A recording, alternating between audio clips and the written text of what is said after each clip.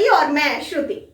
उच्चतम न्यायालय ने दिल्ली और राष्ट्रीय राजधानी क्षेत्र में खतरनाक प्रदूषण स्तर के मद्देनजर निर्माण कार्यों पर रोक के बावजूद सेंट्रल विस्टा प्रोजेक्ट निर्माण कार्य काम जारी रखने के मामले में केंद्र सरकार से जल्द जवाब तलब किया है। दिल्ली एनसीआर में एक बार फिर से तेजी से खराब होती हवा के मद्देनजर दिल्ली सरकार ने आज कुछ सुधारात्मक उपायों को आगे बढ़ाने का फैसला किया है। दिल्ली के पर्यावरण मंत्री गोपाल राय ने कहा है कि दिल्ली में अगले आदेश तक निर्माण एवं तोड़फोड़ की गतिविधियों पर रोक रहेगी। इसके साथ ही सभी निर्माण श्रमिकों को 5-5 हजार रुपए दिए जाएंगे।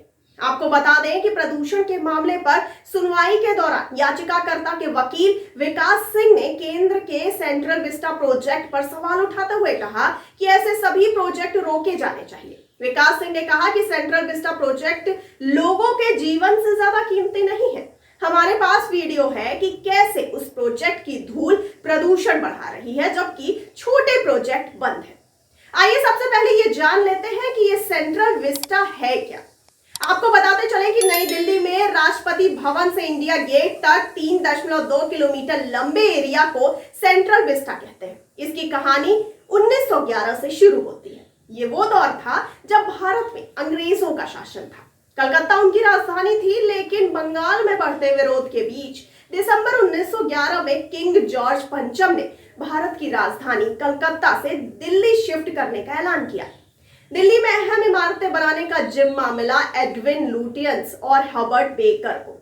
इन दोनों ने ही सेंट्रल विस्टा को डिजाइन किया। ये प्रोजेक्ट वॉशिंगटन के कैपिटल कॉम्प्लेक्स और पेरिस के शॉन्स एलिजे से प्रेरित था। ये तीनों प्रोजेक्ट नेशन बिल्डिंग प्रोग्राम का हिस्सा थे। आपको ये भी बताते चले कि कोर्ट ने केंद्र सरकार के अलावा दिल्ली, हरियाणा, पंजाब और उत्तर प्रदेश सरकारों को एक बार फिर फटकार लगाते हुए कहा है कि प्रदूषण की इस आपातकालीन स्थिति से निपटने के लिए जारी किए गए निर्देशों का पूरी तरीके से सख्ती से तत्काल पालन करें, अन्यथा उन्हें एक स्वतंत्र टास्क फोर्स गठित करने के लिए मजबूर होना पड़ेगा। कोर्ट ने संबंधित सरकारों से हलफनामा दाखिल कर यह बताने को कहा कि उन्होंने खतरनाक वायु प्रदूषण को तत्काल कम करने के लिए अब तक क्या क्या उपाय किए हैं।